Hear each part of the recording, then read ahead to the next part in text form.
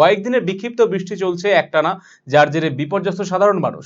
জলস্ফীতি দেখা দিয়েছে ডুয়ার্সের একাধিক নদীতে। তিস্তা, জলঢাকা, ডায়না, বামনী, চেল, ঘিস নদীতে বিপদসীমার উপর দিয়ে বইছে জল। রাত থেকে একটানা বৃষ্টিতে বিপর্যস্ত জনজীবন। জল জমলে ধূপগুড়ি পৌরসভার একাধিক ওয়ার্ডে। তিস্তার জল ফের বাড়তে শুরু করেছে মালবাজারের টোটগাঁও গ্রামে। ধূপগুড়ি পৌরসভার অন্তর্গত বেশ কয়েকটি ওয়ার্ড জলমগ্ন, জল জমে গেছে বাজারেও। ধূপগুড়ি থেকে ফালাকাটাগামী জাতীয় সড়কে সুপারমার্কেট এলাকায় প্রায় 1 হাঁটু জল জমে গিয়েছে। যেভাবে বৃষ্টি চলছে তার ফলে অবস্থার আরও অবনতি হতে পারে বলে আশঙ্কা করা হচ্ছে। তো প্রতি বছরই জলটা জমানো হয়, কিন্তু কোনো ব্যবস্থাই করে না।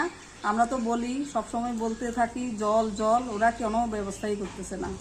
তা আমরা কি বলবো, পরশু দিনও গেলাম, কাউন্সিলরের বাড়িতে গেলাম, কি বললো ব্যবস্থা করতেছি, ওইটাই আর কি।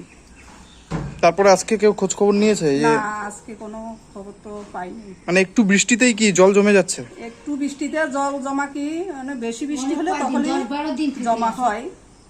আচ্ছা, একটু বৃষ্টি হলে জল নিকাশির ব্যবস্থা নাই। আচ্ছা, জল বাইরে যে কোন দিক দিয়ে হবে বলা হচ্ছে, কাউন্সিলরকে বলা হলো, আরো যা ওয়ার্ড যারা দেখে তাদেরকে বলা হলো। কি বলে তারা? আমরা বলছি যে, ওরা বলছে যে আমরা কি করব, জল কোথা থেকে বাইর করব? তাহলে আমরা কি পৌরসভায় এই অবস্থায় থাকবো? আমরা পৌরসভায় বাস করি, পৌরসভায় এই অবস্থা থাকলে আমরা কি করে করব? বাচ্চা কাচ্চা অসুখ বিসুখ হবে।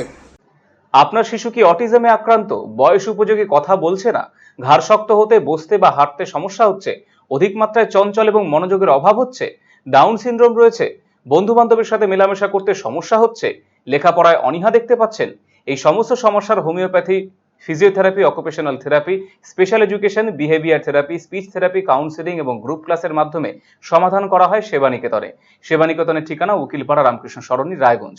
Mobile number 7001564854, 9932716619।